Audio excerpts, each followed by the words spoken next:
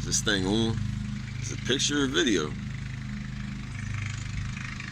Can't see because of the sun. Yeah, it's on. Here you go. Hey, it's Johnny Vans. If y'all notice the top of this car, it is a Jeep Cherokee Sport. I haven't been making videos a lot lately, but I've been put in a position where I had to buy me a couple beaters to get by. Recently I purchased, you'll see back there in the background, a Saturn SC2, right about there. That one's been running me through every problem possible. I don't even want to talk about it. So meanwhile, it left me sitting one weekend, so I went and hurried up and bought this Jeep. I bought it cheap, so I know I can't complain a lot, but old boy tried to get one over on me.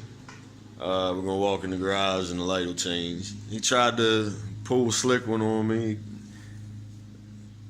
He told me it needed rear shocks to get through inspection. Well, shocks all the way around. I done put the front on, and I had to wait on the rears to come back from Rock Auto, right? So let me lay it out for you real quick. Here's the problem that he didn't disclose, and I know that he didn't disclose it because it had broken bolts. It's a 2000, but he's had this truck since pretty much brand new.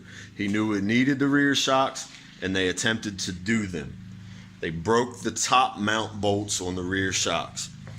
Now, these bolts go straight up in. Let's grab a new shock. Let's crawl up under here. Just to explain to you what's going on. I'm going to tell you how to fix it for next to nothing. This is going to be a crude video. Crude as far as editing goes. I'm not going to spend a lot of time on this. I don't have the time. I've been working too hard. Right through these little slots. This goes up to the top, and they mount into the floor in there, okay? Basically, essentially. There's a cross member that's welded under the floor of the Jeep, and prior to welding that cross member to the floor underneath, they welded nuts. And that's what the shock mount bolts go to. Well, those are broken. You could try to drill those bolts out and try to rethread the nut when you're done boogering them all up. But that's probably going to end up being a world of problems that you don't want to get into. What we're going to do, what I'm going to do, and I'm going to show you what I've started doing. This just happened this morning. This is live on the spot. Drama happened. I'm going to turn the camera off, and I'm going to get under here with a light and come back to you. And basically, I'll just piece all this together, but I'm not going to do any great editing. It's going to look choppy.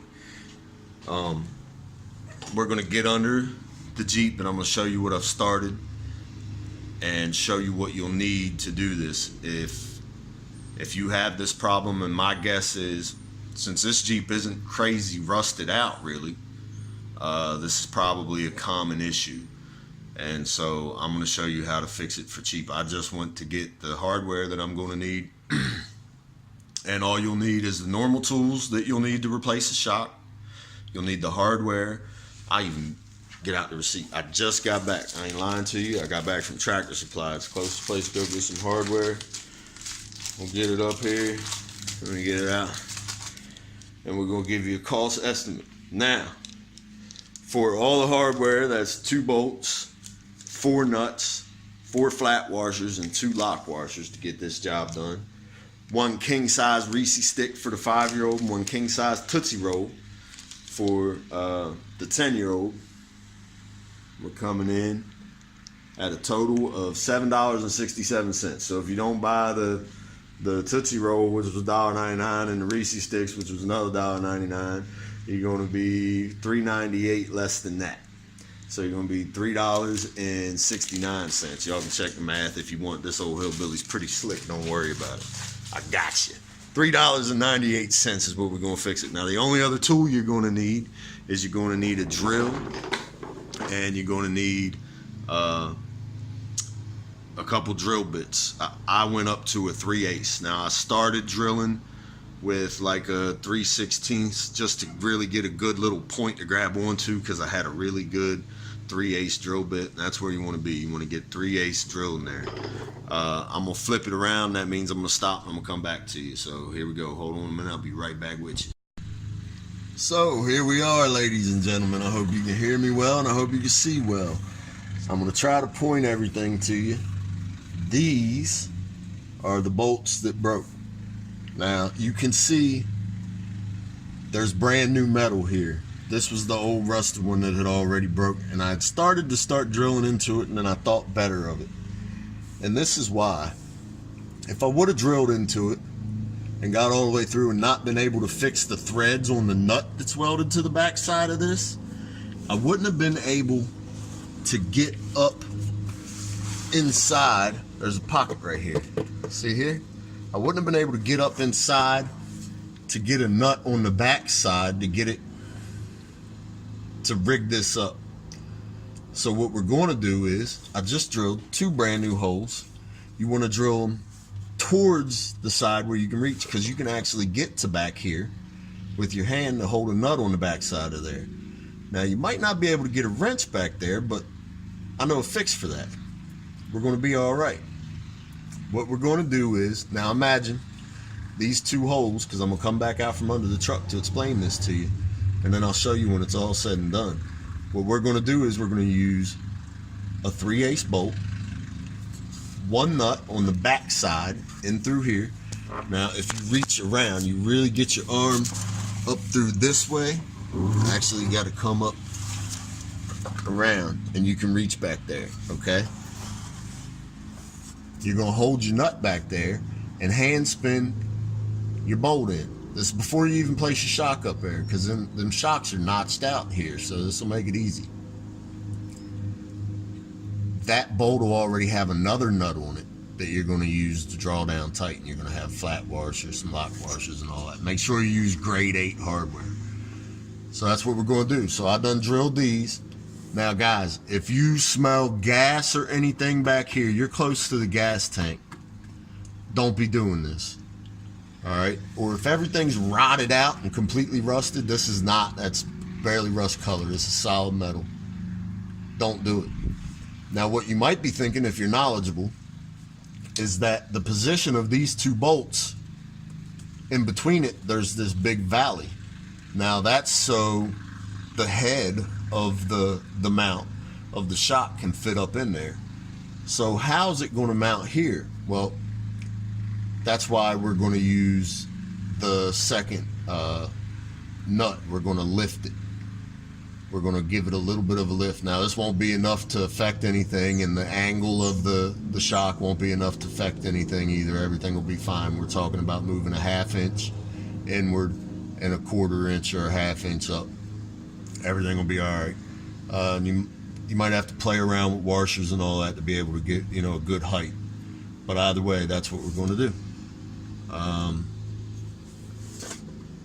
And that'll be that. So I'll come out and I'll show you what we got going on, and I'll come back to it when we're done. Alright y'all, so what you're going to need is a grade 8 3/8 by whatever pitch you get. Make sure you get the matching nut. It is, oh, that's for the nuts. I'm going to show you. 1.5 inches. So I'm using a 3/8 with a 24 thread pitch, thread count, 1.5 inches long. First thing you're going to do is run 1 nut all the way up as far as it'll go. Now I would have preferred all thread, but they didn't have any in grade 8. So I do have a shaft, and that's as far as I can go.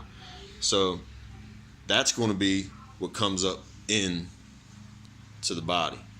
And I'm going to set you down here for a minute. I'll keep looking at you.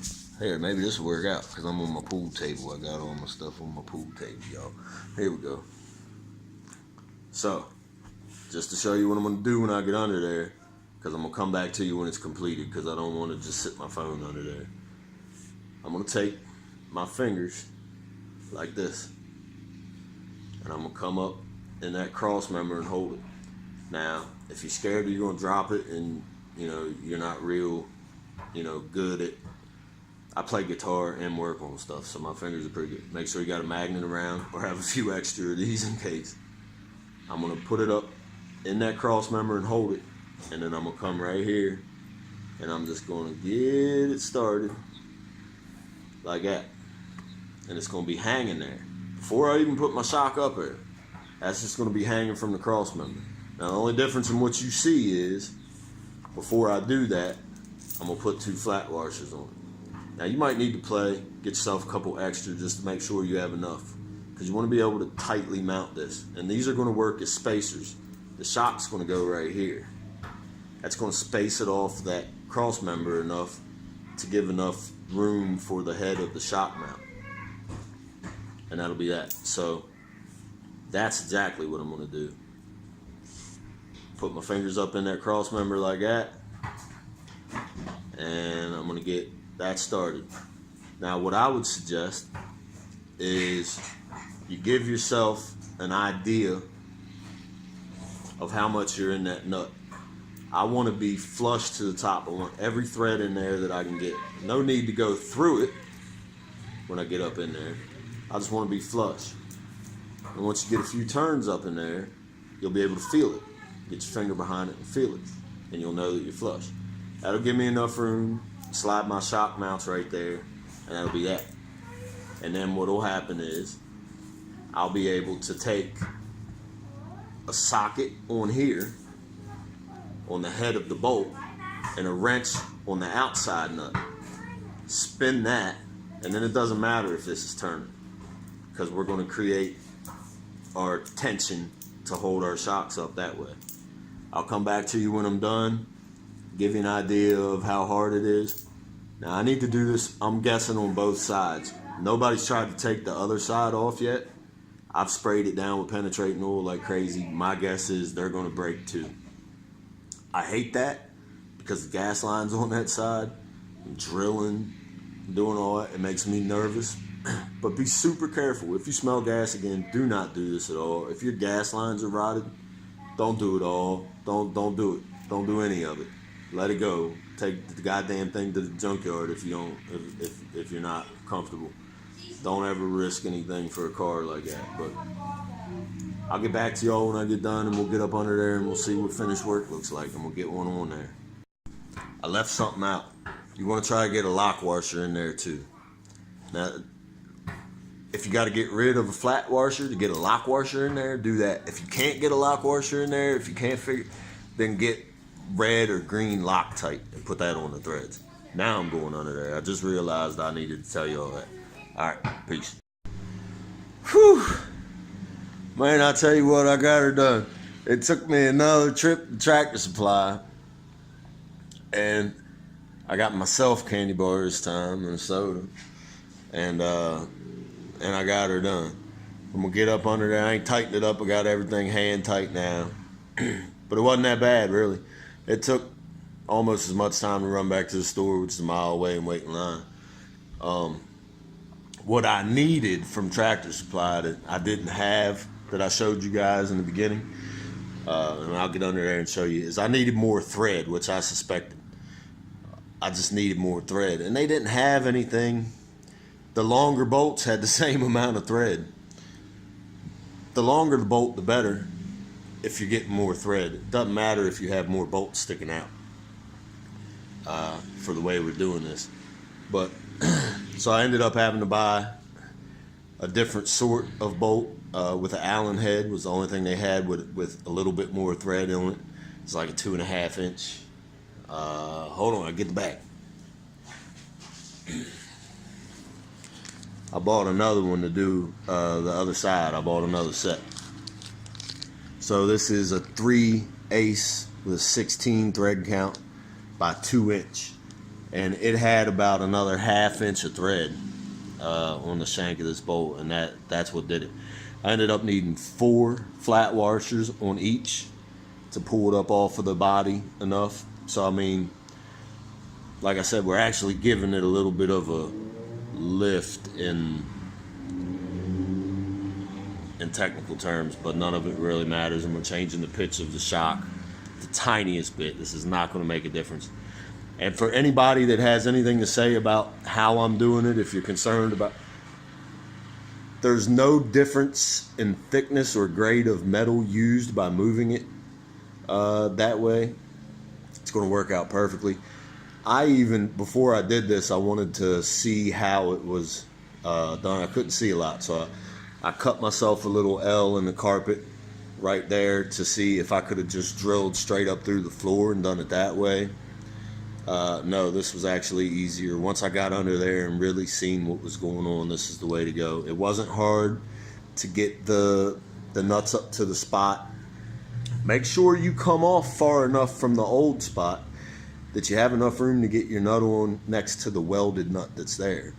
But what's great about, getting it in the right spot, which I did by guessing, is that the nut that's welded to the old mount position actually helped hold my nut in place. Not that it matters. Either way, we're gonna get under there and I'm gonna show you what I did before I tighten it up, and then I'll likely go ahead and do the other side later, but you guys don't need to see that.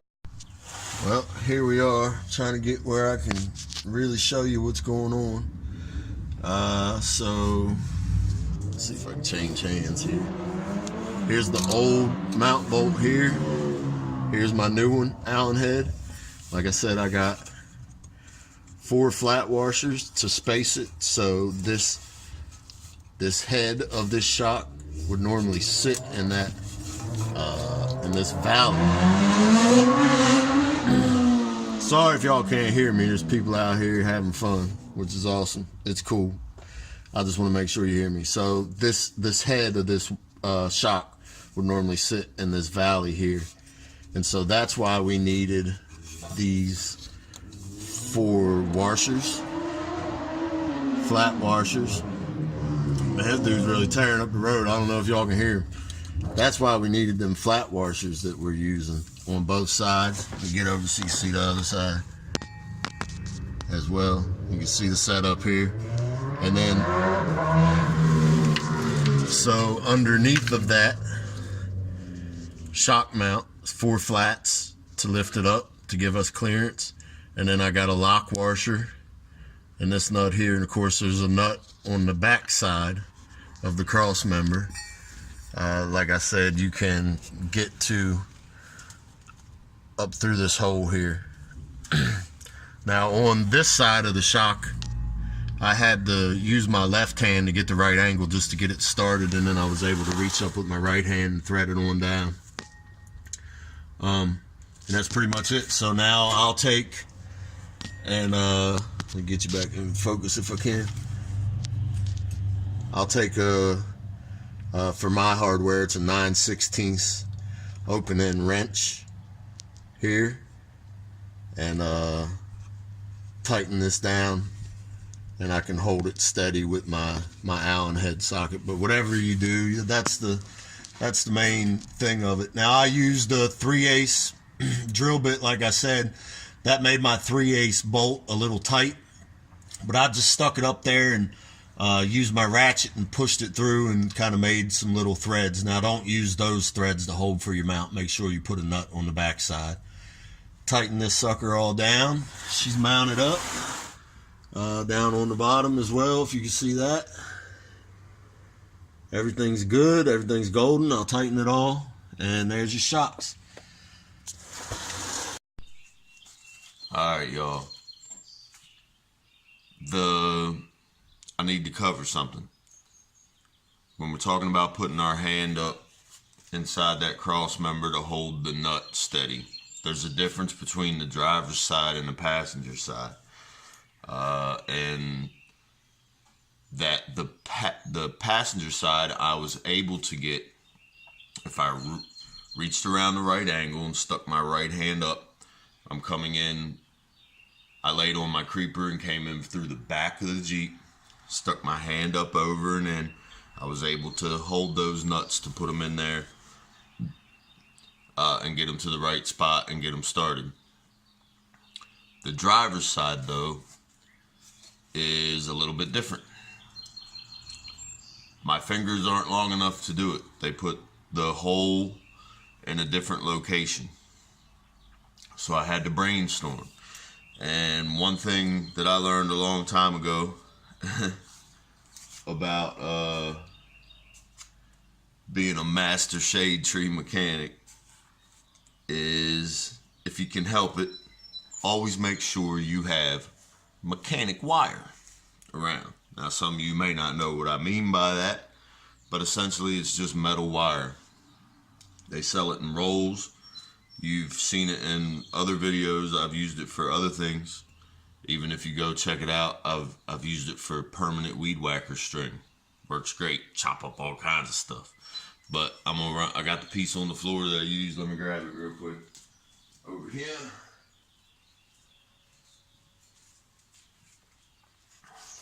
So here it is.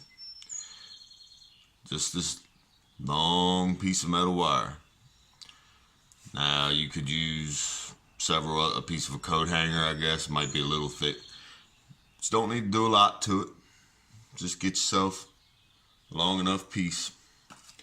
And I use this piece of cardboard just to show you what we got going on here. So essentially, here's a cross member. I'm trying to come up to it, and as you can see, my fingers ain't reaching the hole where I need to get my nut to. So what you do, again, pretend this is the cross member. You're gonna stick it up through the hole you drilled, run it up through, and you'll see it pop out that hole, and you can grab it like that. So here's where you'll be sitting. Hopefully you can see that in your cross member. Again, this is the big hole you can get your hand in. Here's the hole you drilled through. Leave it sit like that. Now, once you get that there, you'll take your nut. I'm gonna move stuff around a little bit. Remember, this is under the Jeep. It would have been a little hard to show you all this, and that's why I'm doing it this way. I just want to be able to show you so you know you don't get stuck over there on the driver's side. So now here's your cross member again. Here's your wire you got fed through. You're just gonna take your nut and slide it on the end of this one. Alright? And then you got enough room to lift it up and just kind of jiggle it. Alright? And then look. See what happens? It falls in that spot. Now you'll be able to take and just get it right where you want it. And pull your wire out. And she'll sit right there on top. And then that way, you can get your first bolt in and get it set up. And then you'll slide your shock on. Don't forget about your washers and all that. You'll slide the first ear of your shock on, and then you'll have to do this again for the other side once you get your shock in place. And that'll be the end of it. What I was able to do also, and I'll show you pictures, is I was able to slide a wrench and stick the open end right up on there. You can feel it. And just to make sure it was holding tight and moving. And then to verify, because remember I said I want you to make sure you get enough bolt all the way through there, flush to the top. I was able to take my phone and stick the top end up through there and take a picture to see. Isn't technology great? Put my flash on, took a picture, and I seen that my bolt was up through the nut enough and covered, and I'll show you those pictures too.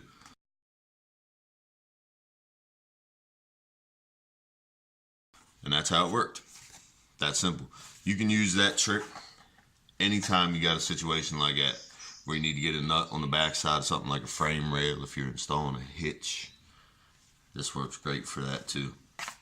Just wanted to show you that trick to get you by. So there it is. I'm done. Both sides the same way. We got new shocks. The bolts did break on the other side. Dude that tried to pull one over on me, shit, I ain't no sucker, man. You guys take it easy. I hope I helped you out. I hope I saved you a little bit of money and get your stuff going on the road for cheap. Like I said, hardware wise, you're looking at, $5, somewhere around there, each side maybe, less than $10. So if that works and helps you out on your Jeep Cherokee Sport rear shock mount bolts, then good. I'm glad. I hope y'all check out some of my other videos, and I'll catch y'all later. Peace.